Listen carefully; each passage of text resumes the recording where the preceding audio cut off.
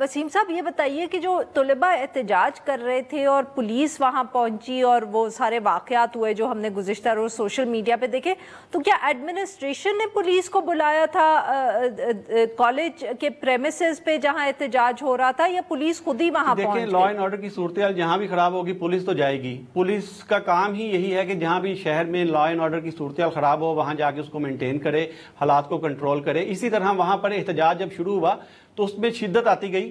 اچھا، یہ چیزیں یہ بھی چل رہی ہیں کہ پولیس کی طرف سے جو طالبات ہیں طلبہ جو ہیں ان کو تشدد کا نشانہ بنایا گیا، لیکن پولیس کے پہنچنے سے پہلے ہی جو عملہ ہے کالج کا، جو سیکیورٹی گارڈ ہیں ان کی جانب سے جو ہے وہ جو اسٹوڈنٹس ہیں ان کو تشدد کا نشانہ بنایا گیا. پولیس والے بھی اس سارے تصادم میں جو ہے وہ زخمی ہوئے. ٹوٹل 27 لوگ جو ہیں وہ زخمی ہوئے، جن میں اسٹوڈنٹس بھی ہیں، پولیس والے بھی ہیں.